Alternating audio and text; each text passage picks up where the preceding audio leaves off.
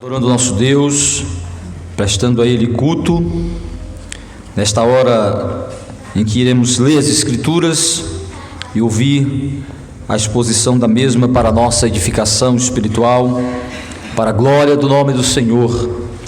Para isto eu os convido que abramos o texto sagrado no livro de Atos capítulo 16, do versículo 16 ao versículo de número 26. Nós vamos ler de maneira alternada ou participativa esta porção da palavra do Senhor. Atos capítulo 16, do versículo 16 ao 26, dando aí continuidade à exposição sequenciada do livro de Atos, cujo tema central de nossa exposição é a expansão do Evangelho ou o crescimento do Evangelho de Jerusalém até os confins da terra. O progresso do Evangelho de Jerusalém aos confins da terra. Nós estamos analisando como este Evangelho está agora progredindo até os gentios, no mundo gentílico, até chegar aos confins que o Senhor havia ordenado, dito aos seus discípulos, ou seja, que alcançasse o mundo daquela época com a pregação apostólica, para que a palavra, o Evangelho dado pelos apóstolos se tornasse escritura, para que ela continuasse chegando aos homens e especialmente aos eleitos, para que a obra de Cristo continuasse a ser realizada através da pregação do Evangelho. Vamos então ler capítulo 16, de 16 a 26. Leiamos. Aconteceu que, indo nós para o lugar de oração, nos saiu ao encontro uma jovem possessa de espírito adivinhador, a qual, adivinhando, dava grande lucro aos seus senhores.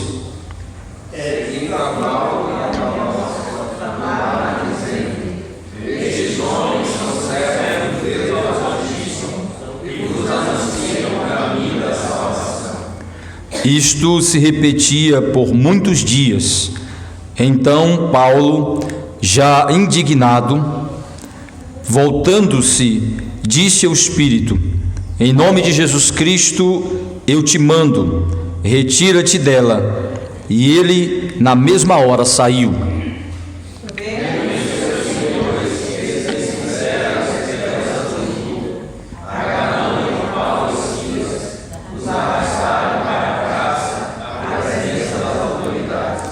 E levando-os aos pretores, disseram: estes homens, sendo judeus, perturbam a nossa cidade.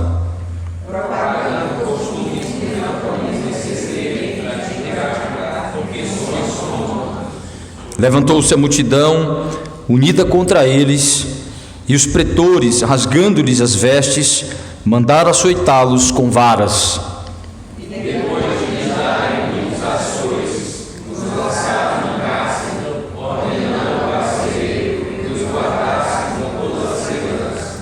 Este, recebendo tal ordem, levou-os para o cárcere interior e lhes prendeu os pés no tronco. Por volta da meia-noite, Paulo e Silas oravam e cantavam louvores a Deus, e os demais companheiros de prisão os dispararam. De repente, sobreveio tamanho terremoto que sacudiu os alicerces da prisão, abriram-se todas as portas e soltaram-se as cadeias de todos. Que o Senhor aplique a sua palavra nos nossos corações. Amém.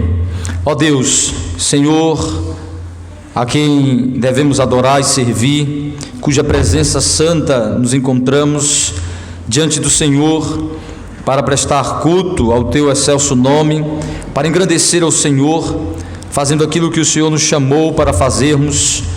Como disse o apóstolo Pedro, fomos salvos, resgatados para proclamar as maravilhas do Senhor, as grandezas do Senhor, como teu povo, como tua igreja, como o edifício espiritual do Senhor, construído, edificado em Cristo, para o louvor da tua glória.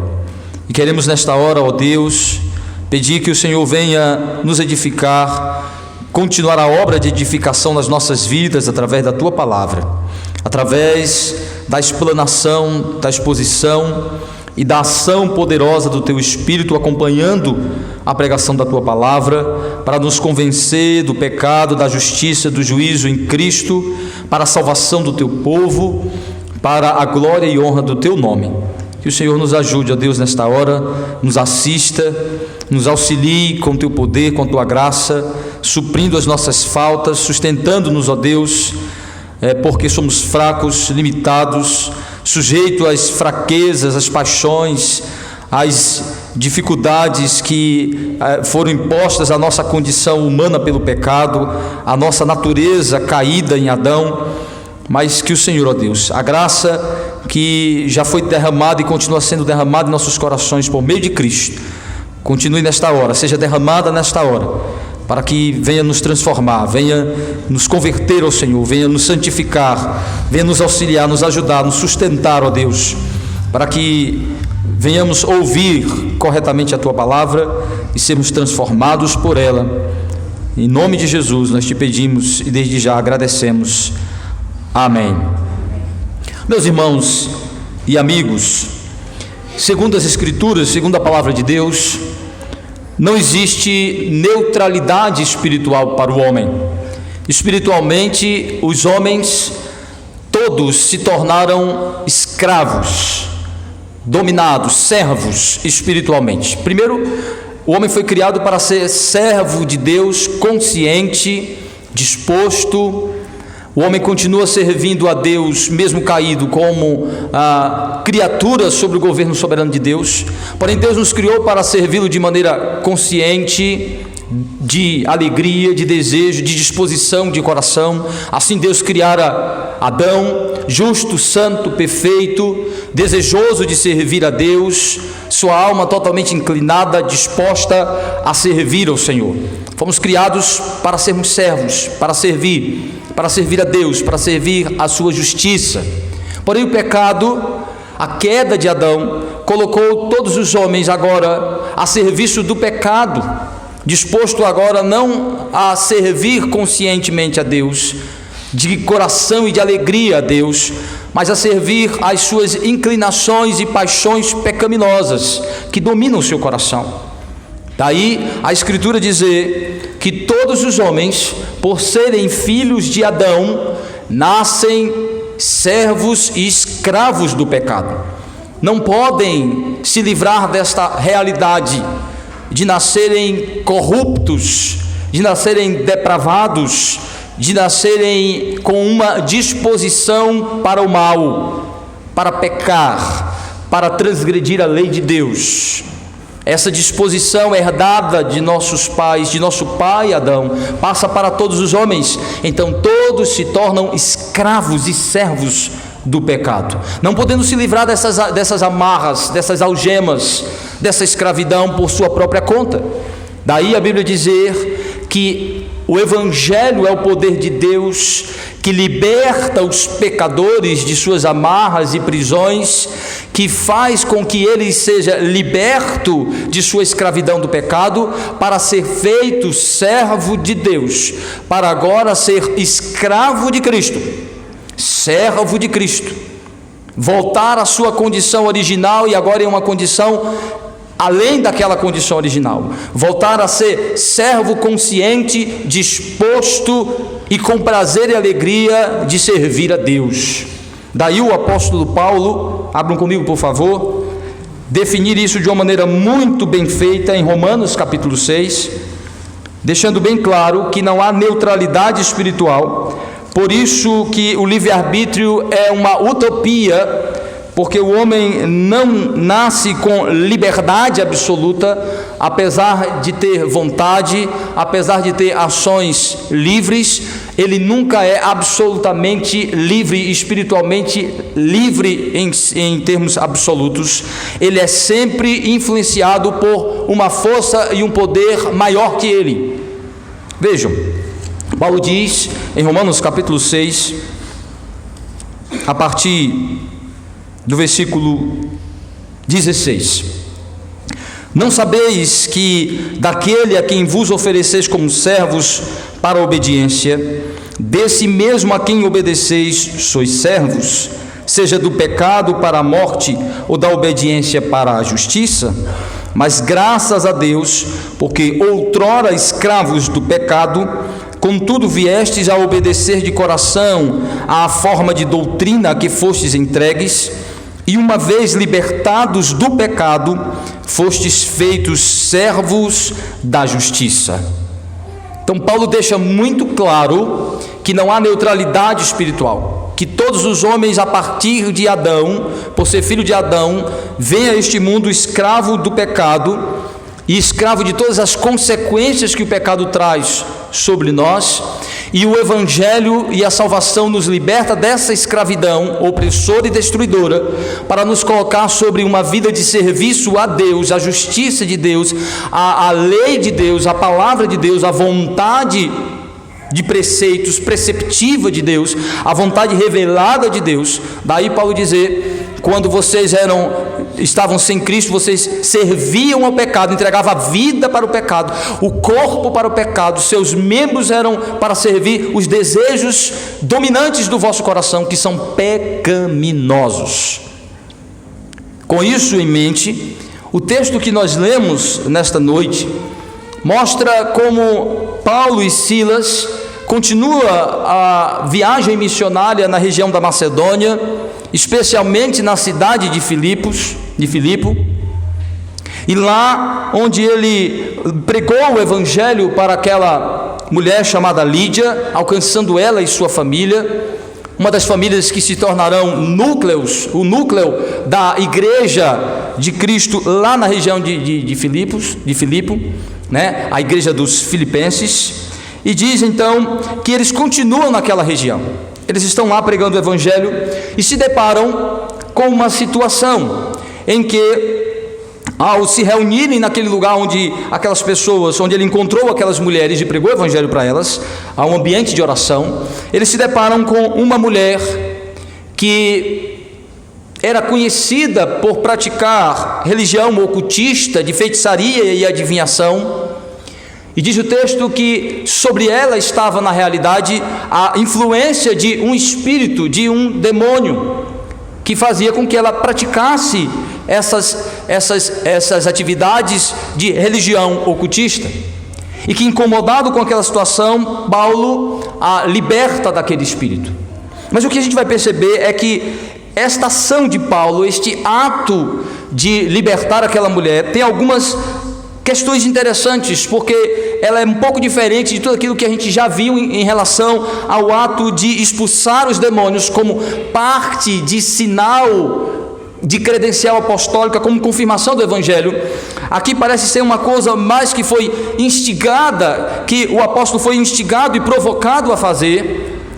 Não foi necessariamente movido por uma necessidade de libertação ou de manifestação de necessidade de libertação, mas por uma situação incômoda do apóstolo que indica algumas coisas importantes para nós. Que aquela mulher, ela era uma escrava e seus senhores se beneficiavam do seu aparente dom de adivinhar, fazendo com que eles ganhassem dinheiro com isso. E o que os apóstolos fizeram, incomodaram e trouxe aparentemente prejuízo, e são convidados a sair, mas na realidade eles são presos, são açoitados e presos. O que eu quero mostrar aqui é que parece que Lucas tem a intenção, porque ele é uma testemunha ocular deste fato, de nos mostrar de alguma forma um exemplo do que é a escravidão da alma. O que é este conceito de liberdade e escravidão? O que é ser espiritualmente escravizado pelo pecado e o que é espiritualmente ser escravo de Cristo e aí desfrutar de uma verdadeira liberdade, mesmo quando isso leva você a certas prisões, a certas limitações, a certas situações de opressão e de limitação. Mas que aqueles que são servos de Cristo experimentam na sua ligação a Jesus, na sua escravidão a Cristo, na sua ligação a Cristo, verdadeira liberdade. Essa é a ideia que muitas vezes os ímpios trazem para nós. de que eles são livres, de que o ímpio é livre porque ele pode experimentar todas as paixões. Quem nunca ouviu um ímpio dar esse tipo de argumento para você e para nós? Eu não quero ser crente porque os crentes são todos tolhidos dos prazeres da vida. Os cristãos não podem desfrutar do prazer, não podem beber, fumar, se prostituir, fazer o que der na telha. Não, nós não cristãos, os não evangélicos, os não cristãos são livres, porque eles fazem o que querem, a hora que querem, o que dá na telha, na cabeça, na vontade, faz. O crente não, tem que seguir regras, normas, não pode fazer isso, não pode fazer aquilo, tem que seguir orientações de ritos, de normas, de liturgias, tem que seguir orientações de pastor, da igreja, seguir regras da igreja.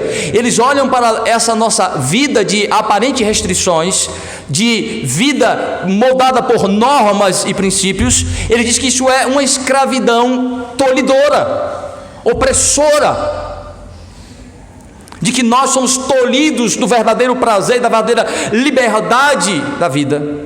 A Escritura vai mostrar exatamente o contrário.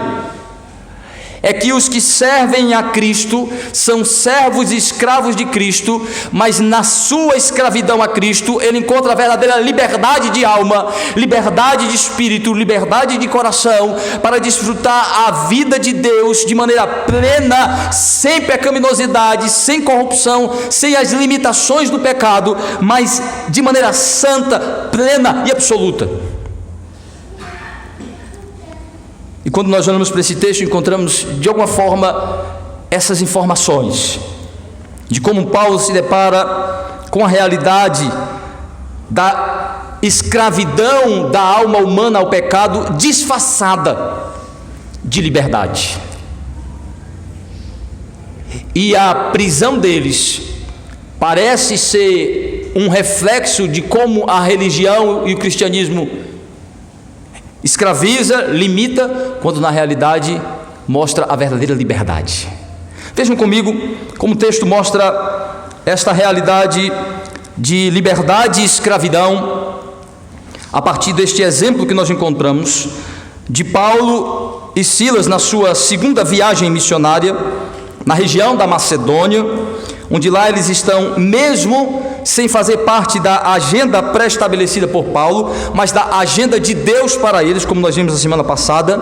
Deus frustrando os planos de Paulo, levando-os para uma região que eles não estavam programados e impedindo que eles fossem para uma região que eles haviam programado.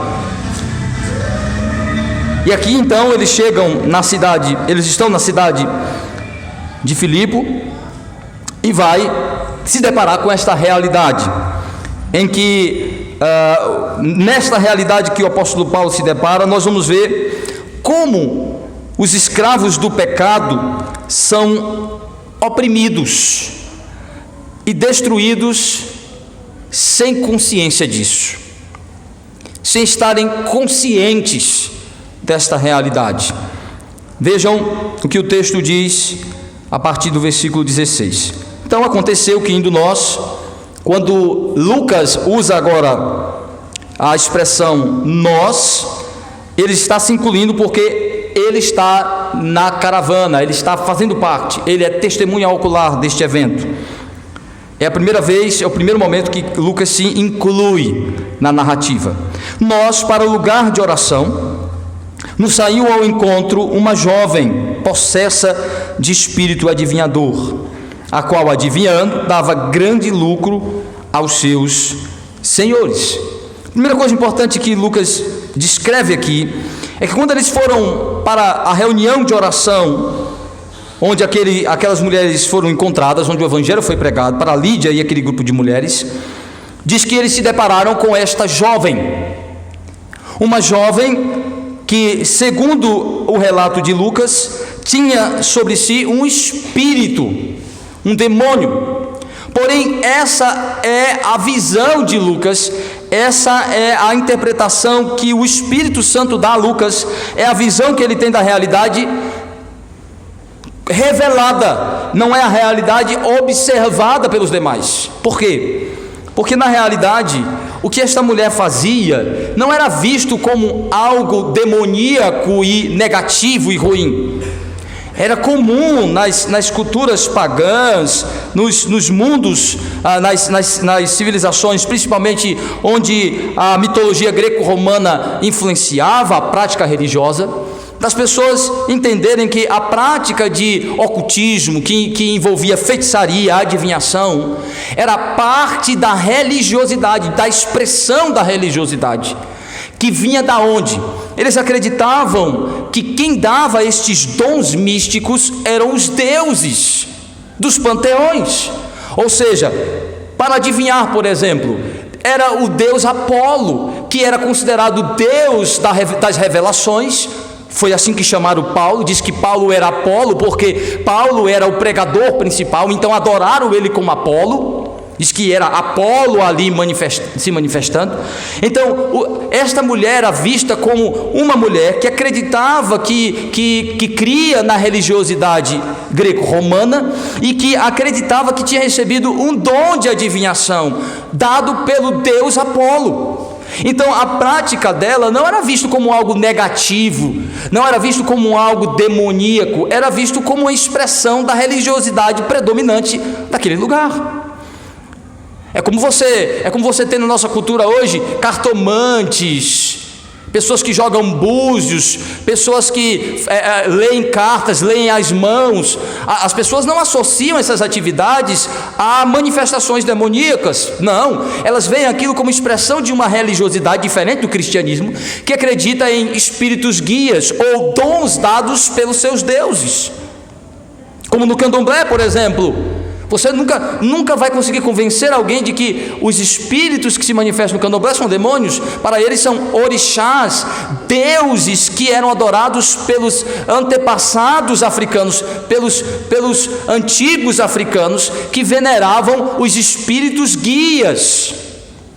Daí eles chamarem de orixás, espíritos guias. Para eles não tem nada a ver com essa questão do que os cristãos chamam de demônios, que querem o mal das pessoas, nada disso. É exatamente o que nós vemos aqui. Esta mulher, ela era vista como alguém que praticava, que tinha recebido um dom sobrenatural dos deuses, que era capaz de adivinhar, e então ela vivia a serviço de seus donos. Indica que esta mulher ela era uma escrava. O texto diz que esta jovem adivinhava, tinha um espírito adivinhador, o qual adivinhando dava grandes lucros aos seus senhores. Então ela era uma escrava que seus senhores, percebendo uma manifestação, algo sobrenatural nela, se aproveitava, usava aquilo para ganhar dinheiro. E o texto indica que ela parece que fazia com certo destaque, com uma certa habilidade, porque eles ganhavam muito dinheiro com ela. É igual você percebe essas pessoas que vão para a televisão fazerem previsões do que vai acontecer no ano vindouro. Alguns ficaram muito famosos no Brasil porque acertaram algumas coisas, aparentemente acertaram algumas coisas, outras não. Mas pode você ver todo o programa de televisão no final do ano, quem é que está lá? Está um pastor para falar sobre as perspectivas segundo a palavra de Deus? Está um teólogo para analisar a realidade sob uma perspectiva teológica? Está um filósofo para discutir as questões filosóficas? Não, está um adivinhador. Está lá um médium, alguém que acha que prevê o futuro, faz previsões sobre o futuro, jogadores, leitores de cartas, jogadores de búzios. Por quê? Nós somos influenciados por essas crendices, por essas crenças de que essas pessoas ou têm poder especial, sobrenatural, ou algum Deus, alguma entidade espiritual deu a eles. Mas jamais aceitarão a ideia de que essas pessoas estão sob a influência de Satanás, que na realidade é Satanás com seus demônios trabalhando em suas mentes. Elas jamais admitirão isso.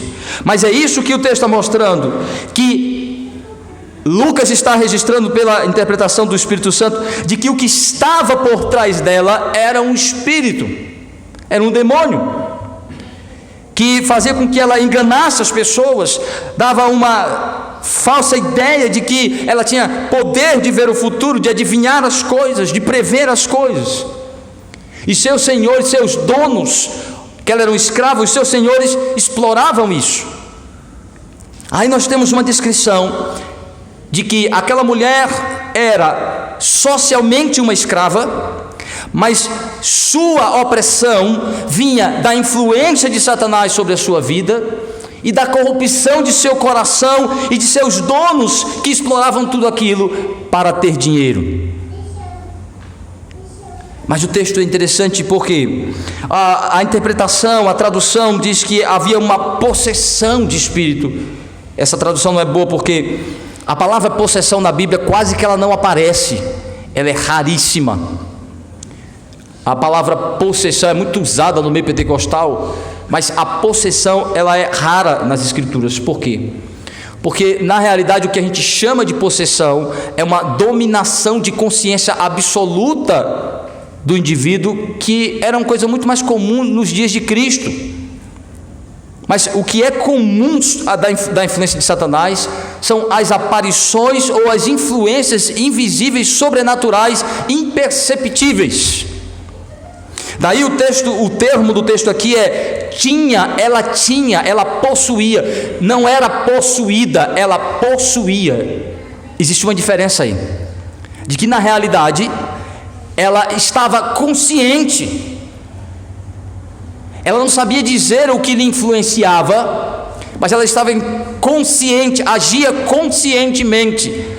Ela possuía algo estranho, algo sobrenatural, mas não sabia explicar o que era aquilo. Sabia os efeitos daquilo, sabia as evidências daquilo, mas o que era de fato, de verdade. Daí ela tinha um espírito, e o texto dizer, um espírito que lhe fazia acreditar que adivinhava. E essas manifestações continuam, raras, esporádicas, mas continuam.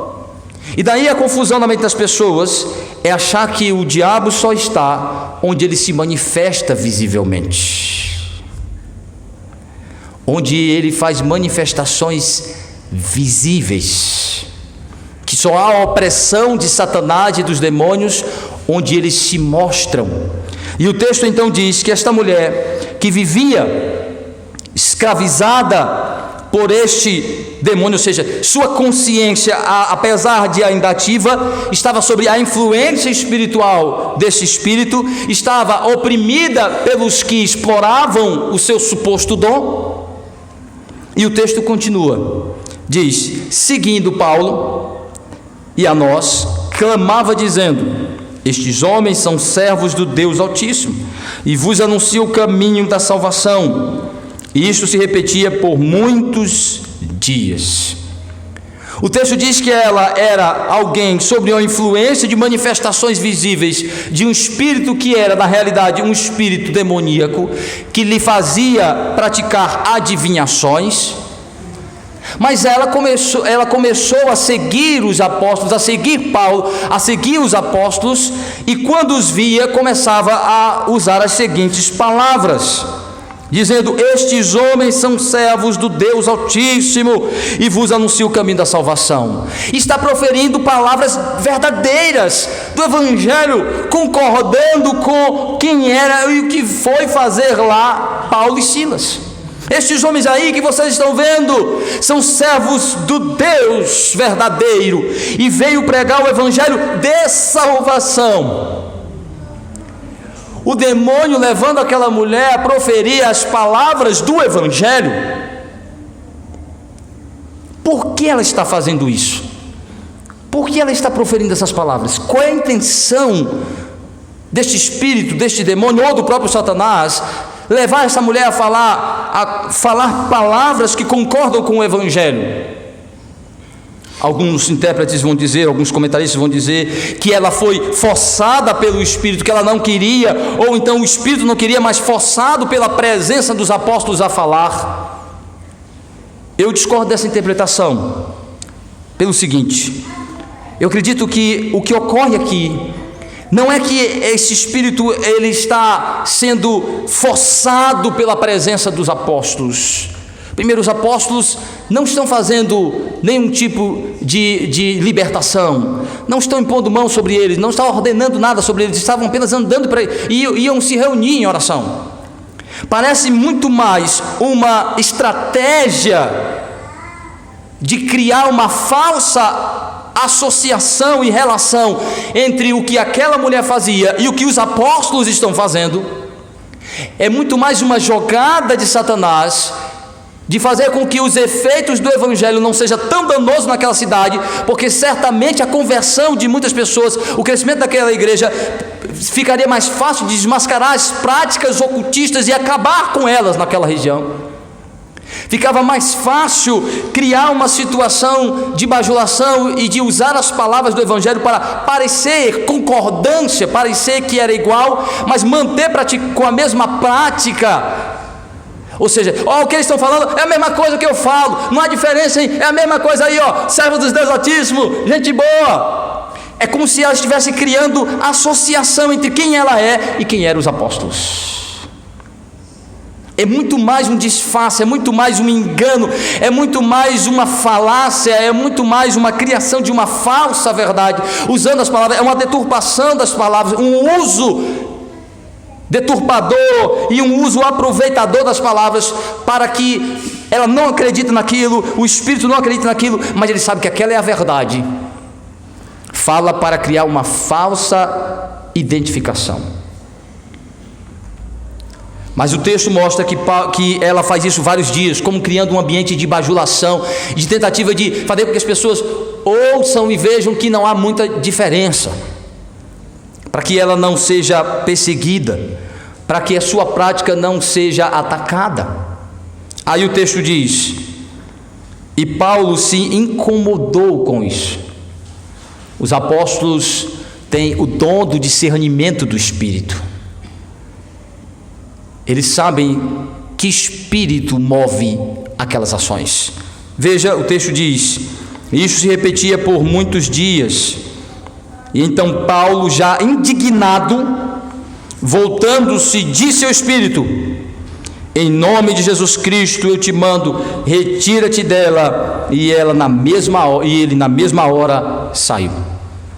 Paulo, exercendo a autoridade apostólica, vendo que na realidade as palavras daquela mulher eram motivadas pelo demônio, pelo espírito, ele ordenou a saída daquele espírito. Em nome de Jesus, saia. Então ele exerceu a autoridade apostólica, libertando a mulher da presença e manifestação visível daquele espírito.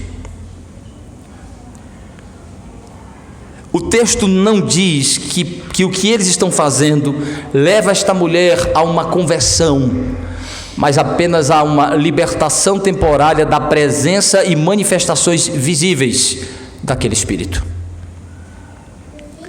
Por que eles fazem isso? Para mostrar que na realidade aquele eram apenas sinais de uma escravidão maior. O problema não eram as manifestações dos demônios, o problema era o coração daquelas pessoas. E a prova disso é o que ocorre a partir daí. O texto diz que quando Paulo libertou aquela mulher da presença e da manifestação daquele espírito, não sabemos como ela ficou, não sabemos o resultado disso na vida dela, mas o texto diz que os seus senhores, que os que lucravam com aquela mulher e os que estavam vendo aquela ação, provavelmente eles estavam em um ambiente onde se praticava, na área onde se praticava o comércio público, a feira livre, o comércio público. Veja o que diz o texto, versículo 19: vendo os seus senhores que se lhes desfizera a esperança do lucro, agarrando Paulo e Silas, arrastaram para a praça a presença das autoridades e levando aos pretores disseram: estes homens, sendo judeus, perturbam a nossa cidade, propagando costumes que não podemos receber nem praticar, porque somos romanos. Ora, enquanto os apóstolos estavam apenas pregando o evangelho e era só mais uma religião, sem incomodar e sem trazer prejuízo social e material, tá, beleza.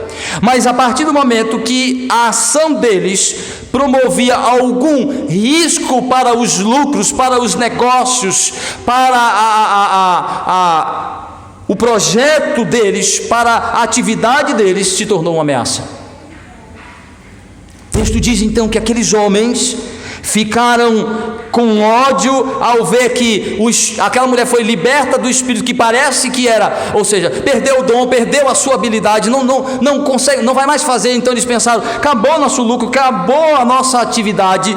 Pegaram, em vez de ficar alegre ao ver que aquela mulher se libertou daquela coisa estranha, eles não ficaram felizes, nem eles, nem as pessoas ao seu redor, pois a multidão também pressionará os apóstolos. Diferente do que ocorria nos milagres de Cristo, em que quando uma família vinha trazer um parente possesso e ele era liberto, havia alegria. Aqui não há esta alegria. Por quê? Primeiro, eles não têm esta visão espiritual que o texto está descrevendo. Eles não têm noção que houve ali de fato uma libertação da opressão e manifestação visível dessa opressão espiritual. Mostrava a sua cegueira, mostrava a ignorância. Estavam muito mais preocupados do prejuízo material, financeiro, que aquilo poderia trazer para eles, do que qualquer tipo de libertação, de realidade espiritual, de bênção espiritual, de benefício espiritual que aquilo estava promovendo. Por que eles não entendiam isso? Por que eles ficaram revoltados? Porque na realidade eles são tão escravos quanto aquela mulher. Escravos de seu coração avarento, corrupto, ignorante, idólatra. De onde vem? De sua natureza, da influência de Satanás, que não influenciava só aquela mulher. Eram tão escravos de Satanás quanto ela. Eram tão escravos de suas paixões quanto ela. Alguns comentaristas vão dizer que o demônio saiu da mulher e foi para os donos dela. Eu não vou fazer essa conclusão porque o texto não me permite fazer isto. É como se as pessoas precisassem dos demônios necessariamente para serem más, cruéis e avarentas. Elas só precisam, os demônios só dão um empurrão para que elas já são, para o que elas já têm de potencial. Eles são os facilitadores, instigadores e provocadores do que é o potencial do coração humano. E os homens e os ímpios são escravos dessa influência e instigação de Satanás. Satanás não para de instigar e fazer a natureza pecaminosa produtiva. Daí a escravidão. E isso não é só de quem pratica ocultismo, isso não é só de quem pratica religiões ocultistas, feitiçaria. Todo não cristão é um escravo do pecado e de Satanás, de seu coração corrupto e mau, de sua influência na mente obscurecendo, como diz Paulo, que Satanás obscurece a mente dos homens. Satanás faz com que os homens não enxerguem o evangelho, aumenta a sua cegueira espiritual, aumenta as vendas. Não é venda de vender, é de cegueira. Paulo diz isso em Efésios capítulo 2, vejam comigo por favor. Por que aqueles homens foram tão insensíveis com a libertação espiritual daquela mulher? Porque eles não viam assim, porque eles não entendiam nada daquilo, porque eles não compreendiam nada daquilo, e eram tão escravos de sua condição quanto ela. Veja o que o texto diz, capítulo 2, de 1 a 3. Ele vos deu vida, estando vós mortos em vossos delitos e pecados, nos quais andaste outrora segundo o curso deste mundo, segundo o príncipe da potestade do ar, do espírito que agora atua nos filhos da desobediência, entre os quais também todos nós andamos outrora, segundo as inclinações da nossa carne, fazendo a vontade da carne e dos pensamentos, e éramos por natureza filhos da ira, como também os demais. Paulo diz que todo não cristão é um escravo da natureza pecaminosa, ele não pode fazer nada contrário das inclinações do seu pecado. Aí quando o ímpio diz, eu sou livre para fazer o que eu quero, não, você na realidade é escravo dos desejos pecaminosos do seu coração. Você não pode deixar de fazer o que seu coração deseja. Você não pode ir para a igreja e dizer, a partir de hoje eu não quero mais pecar. Você não pode mais ser um cristão por conta própria. Se você fosse livre, faria isso por conta própria. Não faz, porque não é livre. Não entende nem a sua realidade espiritual de pecador, de que está sobre a opressão de Satanás. Você pensa que Satanás está lá só no terreiro de macumba, está só no centro espírita, está só nos lugares onde ele se manifesta visivelmente. Ele está atuando poderosa e escravizadoramente no coração de todo ímpio. É o que Paulo diz. Fazia a vontade do príncipe que atua sobre os filhos da desobediência. Como João diz em sua carta, em 1 João capítulo 5, todo mundo jaz no maligno, está sob a influência de Satanás, está sobre a influência espiritual positiva de Satanás. Então estes homens eram tão escravos de Satanás quanto essa mulher, porém invisíveis sobrenaturalmente, instigados para seguir a corrupção do seu coração, instigados para pensar apenas materialmente nas coisas, não ter discernimento espiritual, não ter compreensão da realidade e da dimensão espiritual. Cegos e escravos de sua avareza, de sua arrogância, de sua soberba, tanto quanto aquela mulher era dos enganos e das mentiras de Satanás no seu coração. Apenas eram formas diferentes de enganar. Satanás a enganava com a ideia de que ela tinha algo que não sabia explicar, mas era bom, e enganava aqueles homens com a ideia de que suas intenções e desejos de lucro era sempre salutar. São apenas formas diferentes de escravizar, de promover a mesma escravidão. Se você não é um crente em Jesus Cristo, você é um escravo do pecado, escravo de Satanás, escravo do sistema do mundo caído e escravo da ira de Deus. Está debaixo da ira de Deus, de maneira que não pode se libertar dela sozinho. Então o texto mostra que o que ocorre com os discípulos, com o apóstolo Paulo e Silas, é a manifestação da escravidão espiritual, da cegueira espiritual daquelas pessoas que eram escravas de seu coração ignorante, da influência poderosa de Satanás no mundo pagão, que não só se manifesta com práticas idólatras, mas práticas ocultistas aparentemente boazinhas, disfarçadas. Por isso que Satanás engana facilmente certos cristãos, faz com que ímpios assumam púlpitos, preguem em nome de Deus, sem crer naquilo e sem ter qualquer relação com a verdade. Use o nome de Deus, pratique religião branca, não agressiva, como diz, não, todo mundo no final, as religiões são todas iguais.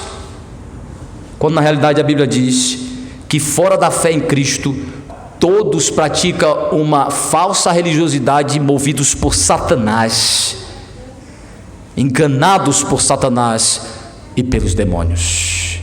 Por isso Paulo diz aos Coríntios, o que oferecem aos ídolos são aos demônios que o fazem. O que é o ídolo, diz Paulo? Nada. Pelo contrário, as oferendas que são feitas, 1 Coríntios capítulo 10, Paulo explica isso. As oferendas que são feitas aos demônios que estão por trás. Mas cadê, pastor? Não tem cara de demônio, ninguém está vendo demônio, não está vendo rabo, fedor de enxofre, não está vendo nada, porque ele está disfarçado, invisível, sob uma falsa aparência de que aquilo vem de você ou vem de entidades boazinhas, criando a falsa intenção de que ele não é mau e nem quer o seu mal, ele quer o seu bem. Ele quer que você faça o que você deseja, quer a sua felicidade. Daí está a opressão e daí está a fonte da destruição. Aqueles homens pareciam estar movidos por algo nobre, mas não, pela avareza de seu coração, instigado pelos próprios demônios, pelo próprio Satanás, que atua sobre os homens. Então diz que eles alegaram que os apóstolos estavam pregando algo estranho, mas não era isso, é porque estava dando prejuízo. Enquanto o evangelho não dá prejuízo aos homens, eles deixam. Mas o Evangelho começou a derrubar as máscaras, dar o prejuízo, porque mostrar todo o sistema corrupto e espiritualmente demoníaco por trás das práticas humanas, e mostrar que os homens não devem confiar naquelas coisas porque são destruidoras. E aí as pessoas se incomodam quando o Evangelho começa a desnudá-las e tirar delas o poder de influenciar, manipular e explorar as pessoas. É o que eles estavam fazendo. Aqueles homens estavam explorando a condição espiritual deplorável daquela mulher, porém para eles não fazia sentido nenhum aquilo. E o texto mostra, meus irmãos, então, que eles levaram Paulo e Silas, denunciando eles, porque estavam promovendo prejuízo financeiro, estava prejudicando a economia da região. E então isso foi suficiente para convencer que eles fossem presos, diz o texto.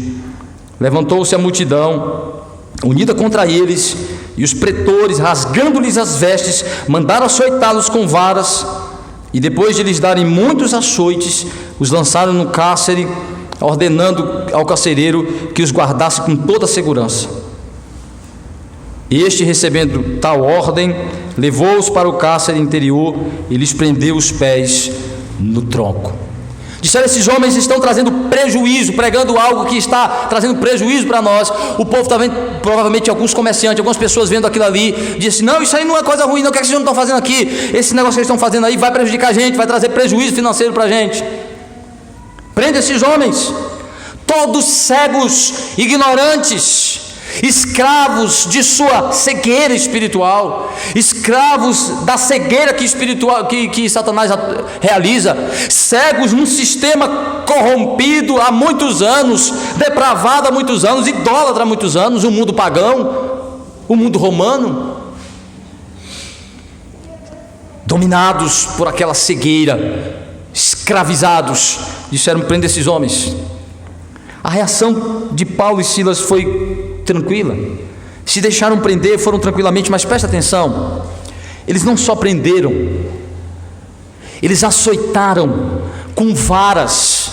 Paulo cita isso em 2 Coríntios, dizendo que ele foi fustigado e foi açoitado com varas, deixado semi-morto 3 vezes, uma delas aqui.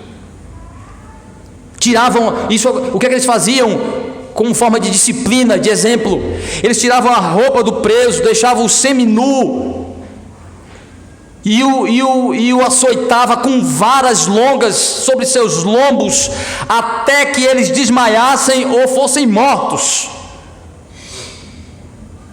Paulo de novo apanhando, diz o texto: deram muitos açoites e os lançaram ao cárcere, ordenando o carcereiro que o guardasse. Açoitaram, mandaram colocar no mais profundo do cárcere, lá amarraram os pés e as mãos no tronco, como se fazia com os escravos, amarrava os pés e a mão para ter certeza de que não iriam sair de lá, e deram recomendações que o carcereiro tomasse todo cuidado para que eles não saíssem dali. Sabe por que Lucas é descritivo, ele é detalhado, ele detalha isso? Ele quer fazer o contraponto entre a libertação e a escravidão. Aquelas pessoas estavam livres aparentemente para rejeitar o Evangelho, para açoitar e prender os servos de Deus, dizendo que aquilo era algo estranho e não aceitável. Aparentemente livres, mas a descrição do texto é que escravos faziam aquilo porque não podiam enxergar por conta própria a realidade espiritual que estava diante deles. Mas os apóstolos, mas Paulo e Silas, que tinham a verdadeira liberdade do Senhor, mas que eram escravos de Cristo, estavam dispostos a sofrer qualquer coisa por Cristo para agradá-lo e servi-lo, agora são cerrados, impedidos aparentemente de pregar o Evangelho, são instigados. Aí agora você vai entender que eles são estimulados a manifestar as inclinações pecaminosas dos seus corações, porque aparentemente o que ocorre é injustiça, preso por pregar o Evangelho, toda a situação cooperando para que eles manifestassem revolta, tristeza, murmuração diante de Deus. Estavam pregando foi o evangelho, fizeram foi uma benfeitoria para aquela mulher, libertaram ela, tiraram ela de uma opressão, ajudaram aquela mulher a ter vida, mas eles não viram nada daquilo, não entenderam nada daquela maneira. Então os apóstolos estão sendo provocados a reagir pecaminosamente àquelas ações, instigados, e certamente Satanás tentando os influenciar. A Bíblia diz que nós não somos escravos do pecado, mas ainda praticamos o pecado. Nós não somos escravos de Satanás, mas ainda somos influenciados. Podemos cair nas tentações propostas por ele. Não somos parte escravizados do sistema do mundo, mas eles ainda atua influência sobre nós, exerce influência sobre nós. Onde está o poder da presença libertadora de Cristo? Que temos todo o potencial para isso, mas podemos resistir, porque somos livres em Cristo. Podemos resistir a não atender pecaminosamente às provocações dos ímpios de Satanás e do nosso coração. Temos em Cristo o poder que nos liberta da escravidão do pecado, que podemos não atender às tentações de Satanás, como o escritor diz: resistir ao diabo, mas antes diz: sujeitai-vos a Deus, e resistir ao diabo, e ele fugirá de vós. Vós, Paulo diz, não sois como gentios, não vivam como os gentios, apesar de praticar algumas coisas ainda que os lembra que vocês vieram deste mundo gentil, mas vocês não são escravos como gentios. Então o sistema do mundo caído não pode nos escravizar, o coração mau não pode nos escravizar, Satanás não pode nos escravizar. Daí você percebe isso ocorrer com eles. Tem tudo para se sentirem oprimidos, presos, impedidos, encarcerados e oprimidos. Mas como eles se sentem? Como eles se veem? Presos, mas livres. Livres de corações amargos, murmuradores, livres dos empecilhos de pregar o evangelho, porque presos cantam e oram. Livres para adorar, não importa a circunstância, porque adoram mesmo presos, com circunstâncias desfavoráveis. Ora, mesmo a circunstância parecendo não dar vontade para orar, não parecer fazer sentido orar. Canta e louva quando a circunstância parece não proporcionar e não ser favorável. Olha o que o texto diz. E depois, e estes, recebendo tal ordem, levou para o cárcere, eles prendeu os pés do tronco, e por volta da meia-noite, Paulo e Silas oravam e cantavam louvores a Deus, e os demais companheiros de prisão escutavam. De repente sobreveio o tamanho terremoto que sacudiu os alicerces da prisão, abriram todas as portas e soltaram as cadeias de todos. Eles não precisavam serem libertos da escravidão da prisão para serem livres. Eles já estavam lá como homens livres, como servos de Cristo, livres para servi-lo, livres para resistir às tentações do coração, livres para resistir às propostas de Satanás, livre para a tendência de depressão, de angústia, de tristeza, de ansiedade, de murmuração, de inquietação, de dúvidas. Como diz o apóstolo Paulo, onde há o Espírito do Senhor, aí há liberdade. Não é liberdade para fazer o que se quer, é liberdade para não pecar, é liberdade para servir ao Senhor em santidade e obediência. Aí o texto diz que eles estavam cantando, louvando, tinham acabado de tomar uma surra, estavam moídos, sangrando, experimentando o ódio daqueles que eles foram enviados para lá. Eles poderiam nessa hora, meus irmãos, dizer assim: bem que a gente queria ter ido era para outro lugar.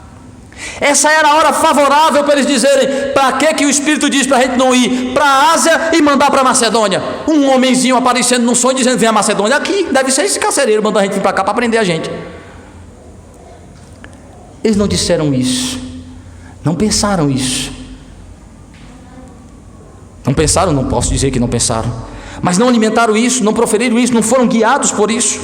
E o texto diz que eles cantavam e oravam, alimentavam as suas almas de comunhão com o Senhor, alimentavam as suas almas de paz, de tranquilidade, de oportunidade de falar das coisas de Deus naquele lugar escuro, deprimente, escravizador, opressivo, que representa a realidade do coração daqueles que estavam lá fora, não deles.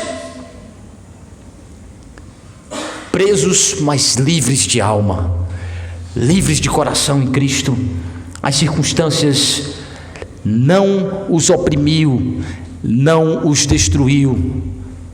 Pelo contrário, mostraram que estavam em Cristo de verdade, libertos para cantar, louvar, orar e esperar em Deus, sua providência, sua vontade. Isto é coração livre, meu irmão, isso é liberdade em Cristo. Ser servo de Cristo é ser livre para servi-lo, livre para amá-lo. E na nossa liberdade de servir e amar a Cristo, há verdadeira alegria e felicidade. E de repente veio a manifestação do poder do Senhor, libertando-os daquela escravidão física, que não os impedia de fazer a obra, que não os impedia de orar, que não os impedia de adorar, que não os impedia de falar das coisas de Deus, pois enquanto cantavam e oravam, os companheiros escutavam. O que é que as pessoas escutam da nossa alma, do nosso coração, quando do nosso lado nos veem em algumas cadeias das circunstâncias da vida, presos pelas circunstâncias da vida? Como a gente manifesta numa alma livre ou ainda presa? As circunstâncias não podem prender a nossa alma livre em Cristo, nosso coração livre em Cristo. Estevão foi um exemplo claro disso, morrendo, mas contemplando a glória do Senhor e adorando ao Senhor, fazendo com que ele não sentisse nem as dores daquele apedrejamento, pois sua alma é elevada diante do Senhor. Isso, meus irmãos, a liberdade em Cristo não é para pecar, não é para viver como quisermos, é para servir a Ele, é para resistirmos ao pecado, é para desfrutar de maneira santa e plena as bênçãos reais de Deus, inclusive as coisas naturais que Ele colocou para nós. Não, o ímpio está errado quando diz que nós somos impedidos de fazer aquilo que é aquilo que é a fonte de prazer. Somos impedidos de fazer aquilo que é pecaminoso e nos destrói. É enganoso e falso. É uma fonte falsa de prazer e de alegria. O texto vai continuar, e nós vamos continuar semana que vem, mostrando que Deus libertou os seus servos, mas ainda lhes deu oportunidade de continuar realizando uma obra extraordinária naquele lugar, mostrando que não precisava necessariamente que eles fossem libertos daquela prisão para serem livres. Sua alma era livre em Cristo, e Paulo mostra muito bem isso no fim de sua vida, quando preso em Roma, faz pelas missões mais do que ele fez nas suas viagens missionárias. Por que o pastor fez mais? Muito mais. Por isso que Paulo é o maior evangelista da história do cristianismo. Paulo pregou para o mundo da sua época, muitas pessoas, mas Paulo nunca parou de pregar, continuou falando de Cristo, mesmo morto, porque foi lá na prisão em Roma que ele escreveu a maioria de suas cartas, que hoje compõem o Evangelho, o Novo Testamento. Foi preso que Paulo mais contribuiu para a obra do Evangelho. Então não importa se as circunstâncias trazem alguma limitação para a sua vida, meu irmão. Você foi liberto em Cristo. Você não é escravo do pecado. Há ainda tendências, há ainda inclinações, há ainda desejos pecaminosos, mas em Cristo, o poder de Cristo que há em nós é o poder de não sermos escravos, de dizer não para o pecado, de resistir às tentações de Satanás, no poder que é em Cristo, correndo para Cristo, usando os meios de graça em que eu experimento de Cristo, a liberdade em Cristo real para servi-lo, porque não existe seres autônomos, independentes e absolutamente livres a não ser Deus. Que Ele, pois, nos abençoe. Amém. Vamos nessa hora participar da ceia do Senhor.